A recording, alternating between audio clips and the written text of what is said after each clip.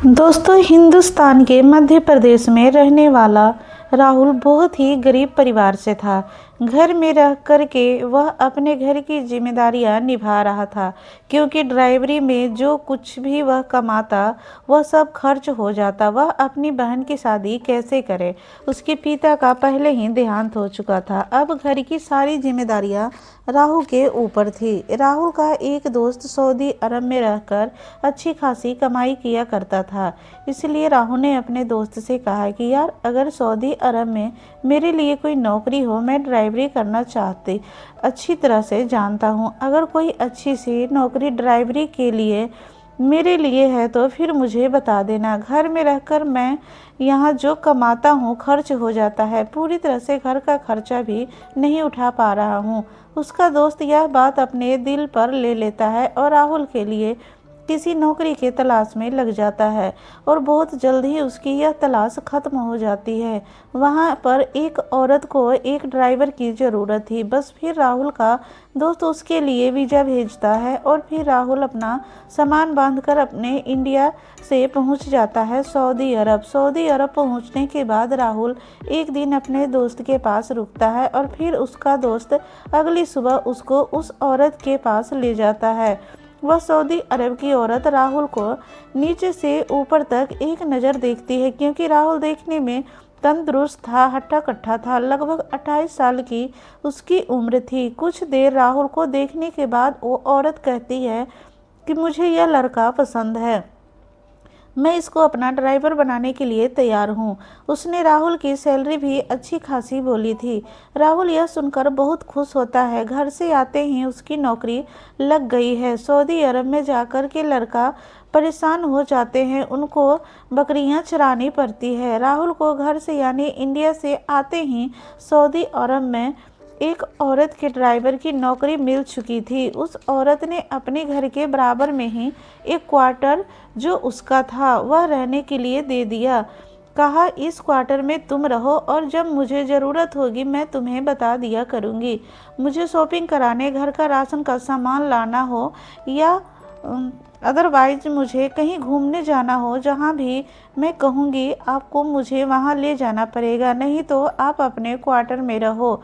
इसी तरह से अब राहुल अपनी नौकरी शुरू कर देता है और औरत के साथ जहां वह कहता वहां चला जाता। कुछ दिन बाद राहुल को ऐसा महसूस होने लगा कि जैसे वह औरत की तरफ को खींचता जा रहा था, क्योंकि वह औरत जो भी सऊदी अरब की जो औरत जिसका राहुल ड्राइवर था वह राहुल की हम उम्र थी, यानी लगभग 30 साल की उम्र उसकी होगी और 28 साल की उम्र राहुल की थी। वो औरत देखने में इतनी खूबसूरत थी। जब वह गाड़ी में पीछे बैठा करती तो राहुल शीशे से उसको देखता रहता था, उसकी तरफ से नज़र ही नहीं हटाता था। और नज़र हटती भी कैसे, क्योंकि वह एक सांचे में ढली हुई मूर्त की तरह बहुत ही खूबसूरत और बहुत ही प्यारी, बहुत ही मासूम औरत थी। उसके चेहरे की मासूमियत पर राहुल फिदा हो चुका था। उसकी जो खूबसूरती थी उस पर अपना दिल हार बैठता था और वह नज़र चुरा करके अपनी उस मालकिन को देखता रहता था। मालकिन जब उसको कोई भी काम करने के लिए कहती वह सर झुकाकर हाँ कह देता था और मालकिन वह काम कर दिया करता था। अचानक एक दिन उसको झटका लगा, जब एक दिन उसकी मालकिन ने कहा कि राहुल, हमें एयरपोर्ट चलना है, मेरा पति दूसरे मुल्क से आ रहा है। उसे एक झटका सा लगता है और उसके साथ, क्योंकि उसकी ड्यूटी थी, उसकी नौकरी थी, और जब एयरपोर्ट पहुंचता है और जब उसको शौहर को देखता है तो उसे दूसरा झटका लगता है, क्योंकि उसका पति लगभग 55 से 60 साल की उम्र का था।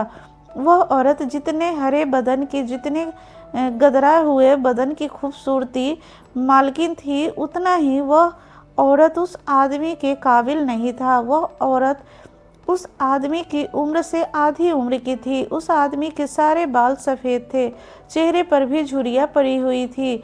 मैंने जब उसको उस औरत के साथ देखा तो उसने यही समझा कि यह शादी शायद कोई समझौता है। खुशी के साथ यह खूबसूरत औरत इस बूढ़े आदमी के साथ शादी कैसे कर सकती है।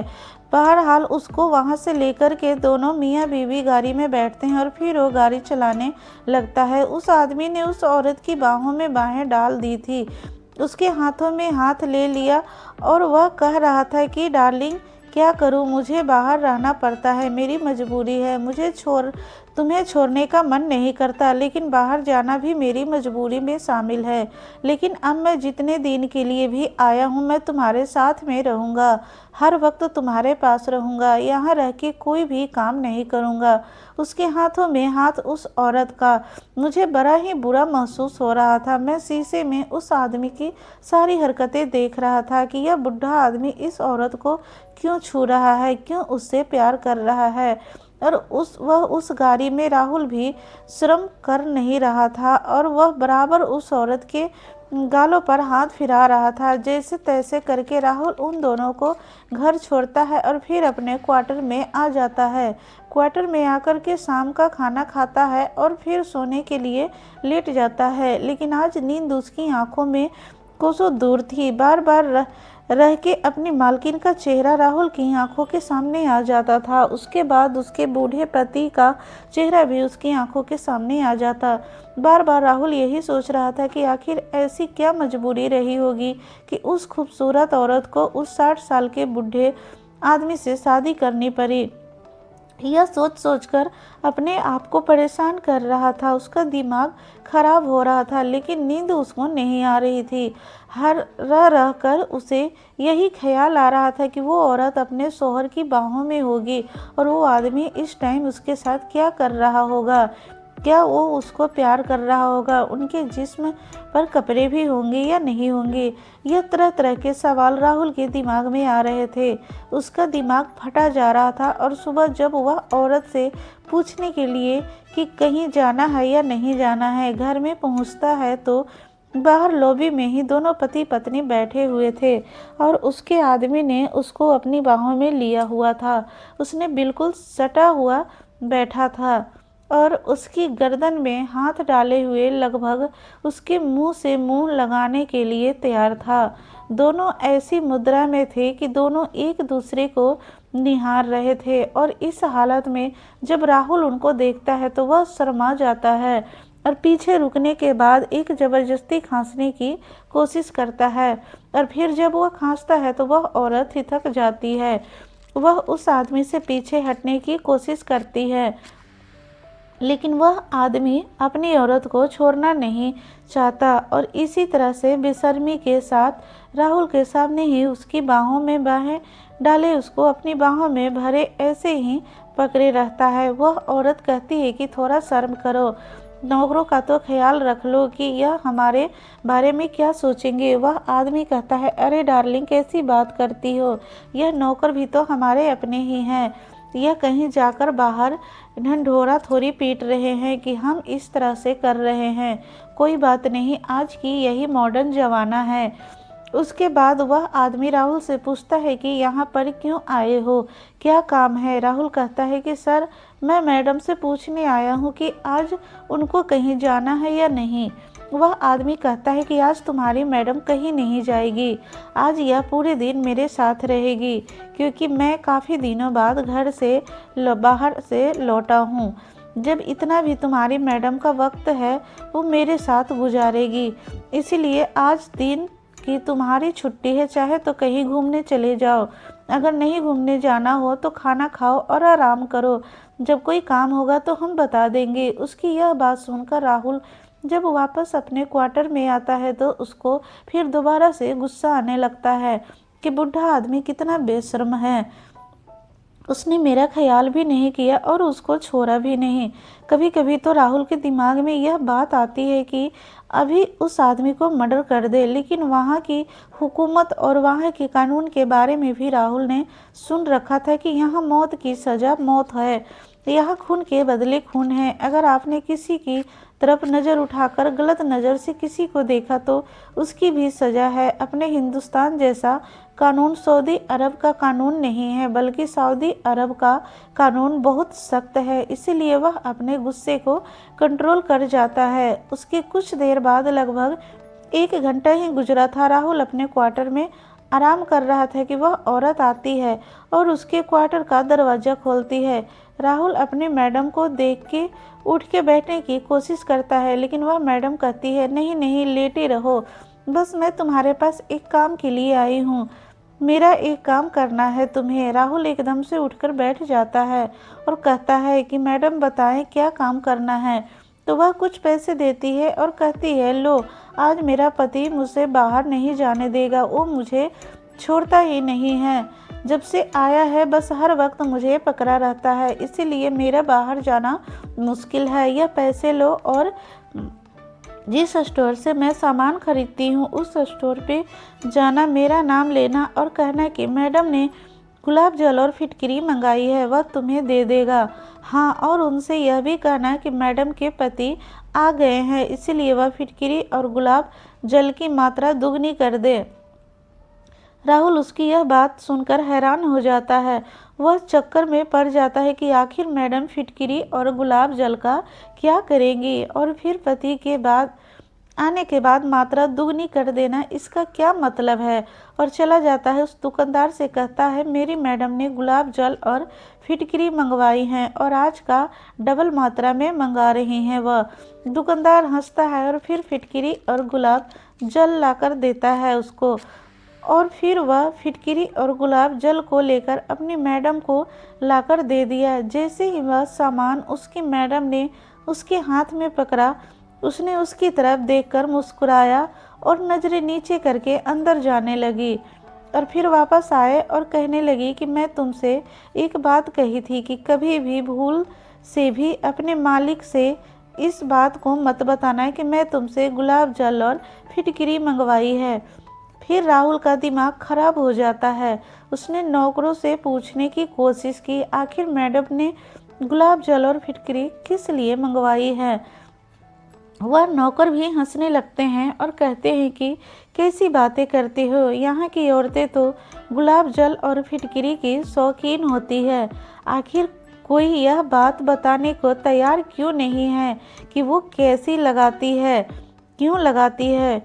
फिर सोचा कि मैं उस दुकानदार से ही जाकर पूछता हूँ। राहुल उस दुकानदार के पास पहुँचता है। उस बूढ़े आदमी ने उसको जब दुकान पर आते हुए देखा तो कहा, उसने मुस्कुरा के, कि क्या गुलाब जल और फिटकरी कम पड़ गया है, इसीलिए तुम्हारी मैडम ने तुम्हें दोबारा लेने के लिए भेजा है। वह कहता है कि ऐसा नहीं है सर, मैं बस आपको यह पूछने आया हूँ कि यह औरतें सऊदी में गुलाब जल और फिटकरी का क्या करती हैं। वह राहुल के चेहरे की तरफ देखता है, फिर मुस्कुराने लगता है और कहता है कि भाई, सऊदी अरब के अंदर गुलाब जल और फिटकरी की इतनी डिमांड है औरतों ने कि इधर सामना आता है, इधर बिक जाता है। मैं डबल मुनाफे पर गुलाब जल और फिटकरी बेचता हूँ। और उसने कहा कि तुम यह जानने की कोशिश मत करो, तुम परदेसी हो, बाहर के हो, यह एक राज की बात है। अब यह राज की बात कैसी थी, क्या था इसमें राज। राहुल बड़ा परेशान था। वह फिर अपने क्वार्टर में पड़ा, बस इसी बात को सोचता रहता और अपनी मालकिन के ख्याल में उलझा रहता। अगर उसकी मालकिन को उसके बारे में शक हो गया कि वह उसके ऊपर गलत नज़र रखता है और फिर हुकूमत से उसने उनकी शिकायत कर दी तो उसकी जान के लाल पड़े जाएंगे। लेकिन क्या करता, अपने दिल के हाथों मजबूर था। एक तरफ तो उसका दिमाग कहता कि राहुल तू यह गलत कर रहा है, यहाँ तू परदेश में कमाने के लिए आया है, तुझे अपनी मालकिन के ऊपर इस तरह की नज़र नहीं रखनी चाहिए। उधर दिल कहता है कि यह मानने के लिए तैयार ही नहीं था। जब भी मालकिन की तरफ देखता मोहब्बत भरी नज़रों से देखता और यही सोचता कि उसकी मालकिन भी उसके साथ प्यार का इजहार करे। राहुल को सबसे बड़ी खुशी तब हुई जब मालकिन ने बताया उसका मालिक जहां से आया था वहीं फिर जा रहा है। राहुल बहुत खुश होता है, जैसे कि उसकी कोई बड़ी लॉटरी लग गई हो। जब उसका मालकिन बाहर चला जाता है तो अगले दिन उसकी मालकिन राहुल से कहती है, राहुल चलो मुझे शॉपिंग करवाने के लिए लेकर चलो। शॉपिंग कराने जब उसको ले जाता है तो राहुल को एक कैफ़े में ले जाती है और कैफ़े में ले जाने के बाद उससे कहती है, बर्गर खाओगे। राहुल कहता है कि मैडम जैसा आप अच्छा समझे। वहाँ पर जाकर कोल्ड ड्रिंक पीते हैं और फिर राहुल से कहती है कि राहुल घर में फिटकरी और गुलाब जल ख़त्म हो गया है, मुझे उसी स्टॉप पर लेकर चलो। यहाँ जहाँ से मैं सामान खरीदती हूँ। बस गुलाब जल और फिटकरी का नाम सुनकर के राहुल के दिमाग में बिजली सी दौड़ने लगती है। यह पहेली थी जो सुलझाने का नाम ही नहीं ले रही थी। वह अपनी मैडम से भी जब पूछने की कोशिश करता कि मैडम आखिर इस गुलाब जल और फिटकरी का तुम क्या करती हो, तो उसने कभी भी इस बात की हकीकत उसे नहीं बताई थी। यह खास औरतें के लिए होता है, तुम जानकर क्या करोगे। आज राहुल ने पक्का इरादा कर लिया था कि अपनी मैडम से आज इस बात को पूछकर रहेगा कि वह आखिर इतने गुलाब जल और फिटकरी का रोजाना करती क्या है। अगर उसे इतनी ज़्यादा ज़रूरत है तो फिर एक बार ही क्यों ना ज़्यादा ले करके रख लेती। वह उसको स्टोर पर लेकर जाता है। स्टोर से वह अपना ज़रूरत का सामान, गुलाब जल, फिटकरी और जो भी उसे घर का सामान खरीदना था वह खरीद कर, और आज वह पीछे नहीं बैठती है बल्कि राहुल के बराबर वाली सीट पर बैठ जाती है और घर चलने के लिए कहती है। राहुल गाड़ी चला रहा था और फिर अचानक से वह अपनी मैडम से सवाल करता है कि मालकिन एक बात पूछूं, अगर बुरा ना मानो तो। वह कहती है बोलो क्या बात है।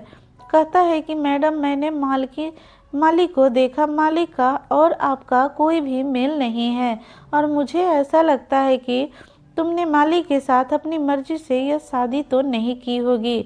ज़रूर कोई ना कोई मजबूरी आपके सामने रही होगी जो आपने मालिक से शादी की। कहीं भी किसी तरह के भी आप मालिक के साथ मेल खाती ही नहीं हो। आप इतनी खूबसूरत हो, कम उम्र की हो, मालिक तो खूबसूरत भी नहीं है, उम्र में भी आपसे डबल है। आखिर ऐसी क्या वजह है। यह बात सुनती थी और सुनने के बाद मालकिन एकदम गुस्से में आ जाती है और कहती है तुम अपने काम से काम रखो, मेरी ज़िंदगी में दखल देने का, मेरी ज़िंदगी में झांकने का तुम्हें कोई हक नहीं है। लेकिन आज एक सवाल पूछने पर उसने उसको उसकी औकात याद दिला दी थी। उसके दिमाग में जो मालकिन की तरफ से तस्वीर बनी हुई थी वह तस्वीर आज बिल्कुल धुंधली हो चुकी थी। फिर राहुल बिल्कुल खामोश हो जाता है और लाकर के मालकिन को अपने घर छोड़ देता है। जाकर अपने क्वार्टर में लेट जाता है और फिर यही सोचने लगता है कि मालकिन क्या वाकई किसी मजबूरी के तहत, या मैंने उनको किसी दुखती हुई रंग पर हाथ रख दिया है जिससे मालकिन तिलमिला उठी, गुस्से में आ गई। मुझे ऐसा सवाल उनसे नहीं करना चाहिए था। यह तरह तरह की बातें सोचकर राहुल सो जाता है। सुबह जब उठता है तो क्या देखता है, उसके दरवाजे पर उसकी मालकिन खड़ी है और कहती है कि राहुल बहुत देर हो गई सोते तुम्हें, क्या रात को देर से सोए थे, मुझे शॉपिंग कराने नहीं लेकर चलोगे।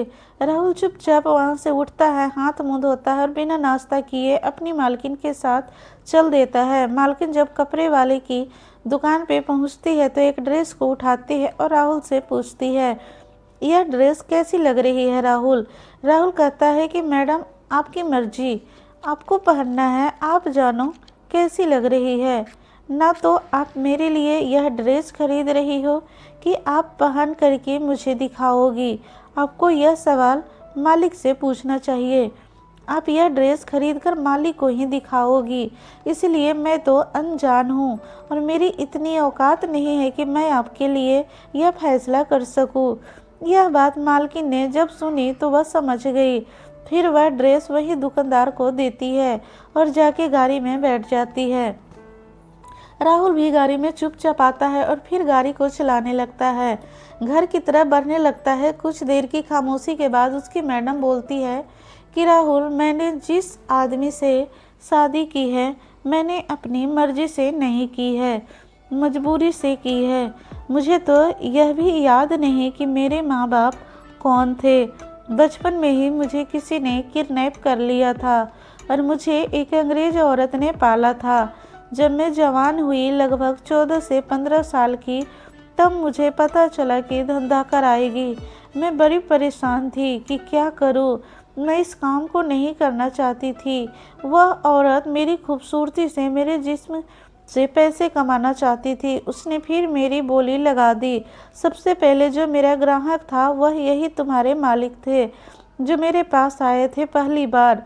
जब पहली बार कुंवारी लड़की को जब कोई खरीदता है तो वह उसके लाखों रुपए देता करता है।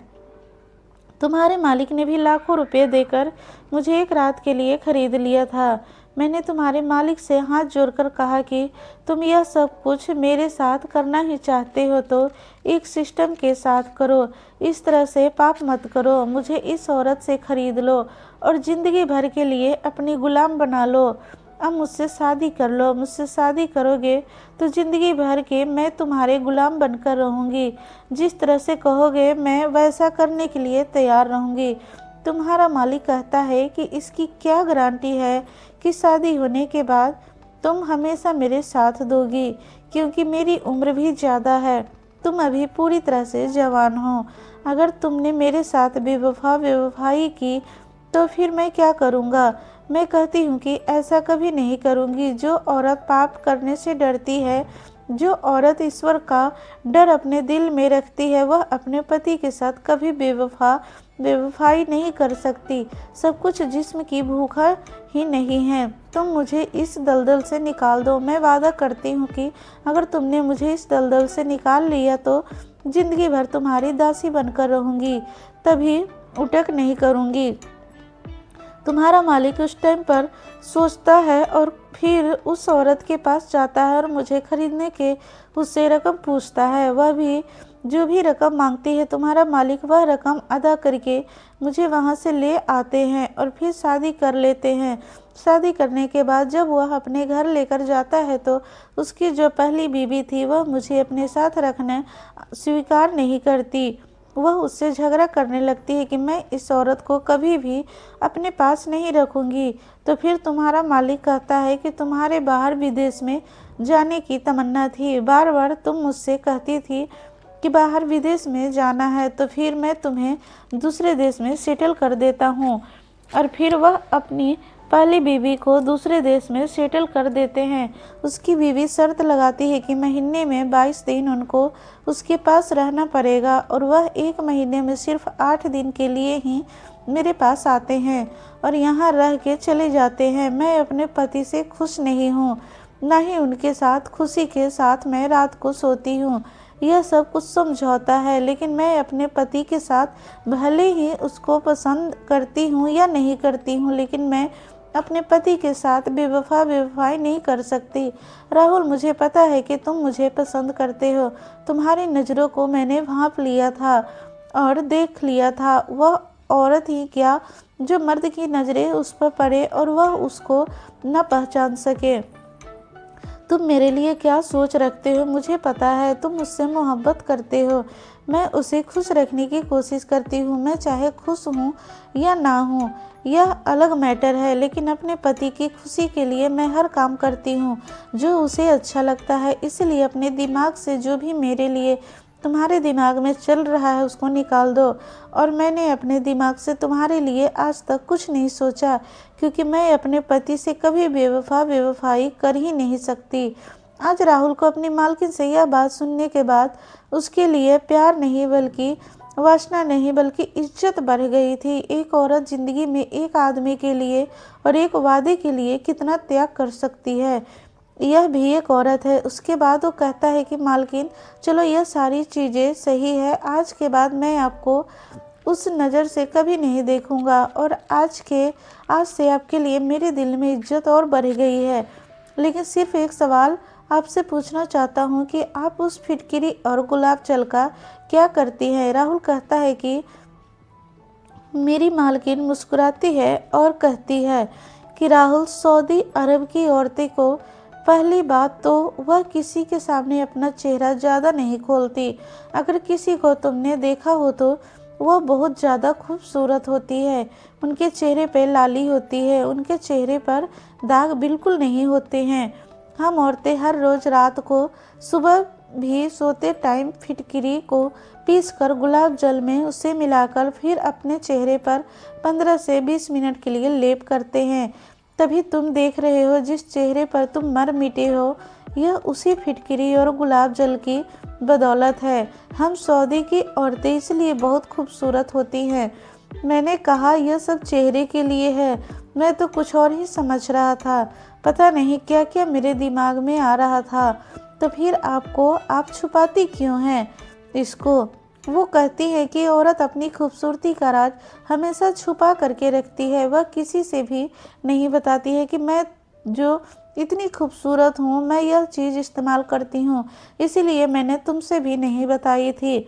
उस दिन के बाद राहुल अपनी मालकिन के लिए जहाँ भी वह जाने को कहती जाता इज्जत की नज़रों से देखता। और दोस्तों, आपको भी पता चल गया होगा कि गुलाब जल और फिटकरी मिक्स करके चेहरे पर लगाने से चेहरे पर ग्लो आता है, खूबसूरती बढ़ती है और चेहरे के दाग धब्बे सभी हट जाते हैं। दोस्तों, कहानी कैसी लगी कमेंट बॉक्स में ज़रूर बताना, और अगर कहानी पसंद आई हो तो कहानी को लाइक कर देना और सब्सक्राइब करना मत भूलिएगा। फिर मिलते हैं कोई नई कहानी के साथ। धन्यवाद।